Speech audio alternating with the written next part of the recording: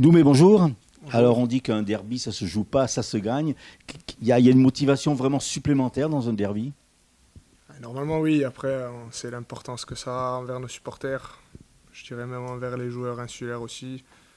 Je pense que c'est à nous, cadre du vestiaire, de faire comprendre aux joueurs l'importance que ça a, que ce soit pour le club, pour nous, pour les supporters. Et oui, le dicton, il dit un derby, ça ne se joue pas, ça se gagne. J'espère que c'est ce qui va se passer demain. Alors, Doumé, à titre plus personnel, vous avez rejoué pour la première fois un match officiel depuis plus d'une saison du côté de Pau. Vous avez joué une mi-temps. Comment vous vous êtes senti sur le terrain? Je me suis bien senti. Après, je ne vais pas le cacher, je pense qu'il me manque quand même un peu de repères. Mais bon, c'est des choses qui vont revenir avec le temps et avec les matchs. Il faut que j'arrive à enchaîner les matchs. Après, il y a quand même une concurrence qui est une grosse concurrence dans le vestiaire. Elle est saine, elle est très bien. Mais moi, personnellement, je me suis bien senti. J'ai eu un soutien énorme, que ce soit de la part du staff technique, de la part des dirigeants. Donc, déjà, je tiens à les remercier par rapport à ça. Après, maintenant, c'est à moi de tout faire pour enchaîner les matchs. Mais on a l'impression que quand on évoque un peu ce derby, que ce soit du côté de la CA, du côté du Sporting, on prend toujours des pincettes pour pas non plus tomber dans des superlatifs, mais ça reste vraiment un match à part, cette rencontre. Ben, moi, je ne vais pas cacher que pour moi, c'est question de suprématie régionale. On peut dire ce qu'on veut. C'est sûr que ça s'est arrangé avec les dirigeants, il y a une bonne entente. Mais bon, c'est quand même une question de suprématie. On doit montrer qu'on est le club phare de la Corse. Après, il faut savoir faire la part des choses aussi. C'est pas nos ennemis non plus. Enfin, c'est un club corse, mais par contre, demain, moi j'ai des amis en face, c'est des vrais amis. Je prends le cas de Chris Ibaï, c'est mon ami d'enfance. On habite à 5 mètres à Bonifacio, mais par contre, sur le terrain, il n'y aura pas d'amis, quoi. C'est un adversaire comme un autre, mais par contre, oui, l'histoire de derby, pour moi, ça reste un derby comme les autres.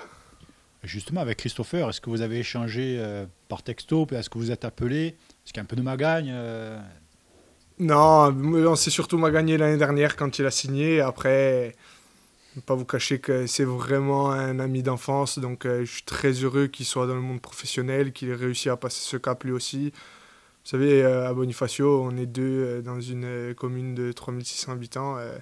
C'est plus une fierté pour la ville d'avoir deux joueurs comme nous au sein du monde pro et qui plus est qui représentent les deux équipes phares de la région. Au-delà du derby, finalement, pour le Sporting, il s'agit maintenant de renouer avec la victoire. Mais voilà, nous il y a le derby qui rentre en compte aussi, mais par contre, je crois que ça fait 4 matchs qu'on n'a pas gagné. Il faut rester positif sur la série où on est parce qu'on n'a pas perdu non plus. Mais par contre, il va falloir retrouver de l'allant, retrouver une victoire et qui plus est dans un derby qui peut nous redonner énormément de confiance et nous apporter un plus sur la saison, je dirais. Donc vous revenez dans la rotation dans une défense centrale qui a pas mal changé à l'intersaison avec les arrivées d'Acquesson, avec l'arrivée de Guevara, Anthony Roncal qui est aussi rentré dans la rotation. Comment ça se passe avec eux? Bon, ça se passe très bien. Après, le plus compliqué, c'est avec Juan, c'est la barrière de la langue. Et encore, c'est quelqu'un qui fait en sorte de s'intégrer, qui apprend le français et qui l'a assimilé très rapidement, je dirais. Après, Gustave, c'est un joueur de qualité, c'est un joueur qui sait où il est tombé, donc il sait ce qu'il a à faire. Et Ronca c'est comme mon frère, donc voilà, c'est facile de jouer avec ces gens-là. Après, c'est sûr qu'il y a de la concurrence, mais franchement, les scènes, le coach fait en sorte à ce que tout le monde soit concerné, donc je pense que c'est le plus important. Vas-y. Ce derby il tombe sur une série marathon de 5 matchs en 14 jours. On sait que la récupération est très compliquée. Il faut véritablement se préserver. Mais est-ce que finalement, quand on joue des matchs comme ça, on ne récupère pas plus vite dans sa tête et dans son corps? Je pense que demain, surtout pour un derby, il va falloir faire abstraction sur la série dans laquelle on est. C'est un match à part, on le sait.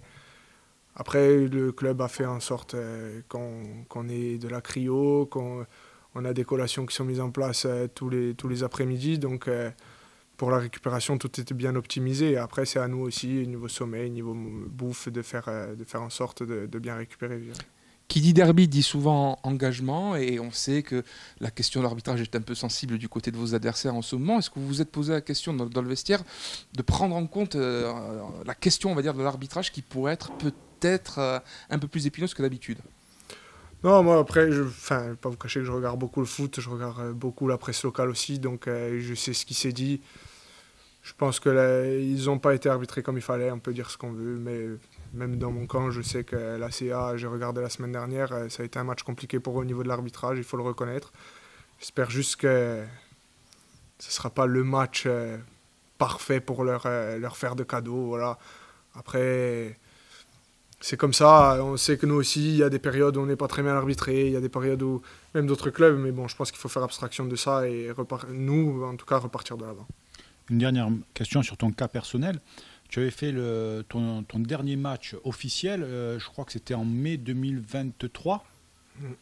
Quand tu as vu l'échéance approcher, parce que ce n'est pas une blessure anodine que tu as eue, dans ta tête, est-ce qu'il y avait autant à faire que dans ton corps? Non, dans ma tête, non, parce que je pense que je me suis préparé à ça. Mon corps, oui, faire attention à la prise de poids, renforcer mon genou. Je ne vais pas vous cacher que la blessure au bras m'a fait plus de bien qu'autre chose. Le fait de me casser le bras, ça m'a fait plus de bien qu'autre chose. Ça m'a permis de vraiment accentuer sur mon genou et il me manquait beaucoup de choses pour reprendre. Je pense que si j'ai pas cette blessure au bras, à l'heure actuelle, je ne vous parlerai pas en veille de match. Mais dans la tête, je me suis préparé et je me suis dit que si j'allais revenir et que j'allais avoir de l'appréhension, je mettrais du temps à reprendre. Et même en ayant beaucoup de muscles en moins dans ma jambe, j'avais pas d'appréhension particulière. Et là, depuis que je suis revenu du bras, franchement, mes sensations elles sont plus que bonnes. J'en ai discuté avec le coach avant-hier. Très satisfait de ma prestation à Pau. Après, il y a mieux à faire. Enfin, je peux faire mieux aussi, je ne vais pas me cacher. Mais moi aussi, personnellement, je suis très satisfait de ma prestation à Pau après plus d'un an sans match officiel. Ce que vous dites sur votre fracture est assez intéressant. Ça veut dire que sans elle, vous auriez repris trop vite, c'est ça? Parce que vous aviez tellement envie de reprendre que vous vouliez accélérer le pas? Je pense que oui, j'aurais repris trop vite. Après, j'étais dans les délais aussi. Mais c'est sûr que les sensations que j'avais en prépa ne sont pas les mêmes que j'ai à l'heure actuelle. Prendre un exemple, quand j'allais cadrer un joueur qu'il fallait repartir s'il partait dans la profondeur, j'étais pas très bien. Donc non, franchement, j'ai bien travaillé avec le staff, très très bien travaillé avec le staff, une bonne charge de travail, une bonne gestion. Et à l'heure actuelle, je peux les remercier d'être revenu comme je suis revenu.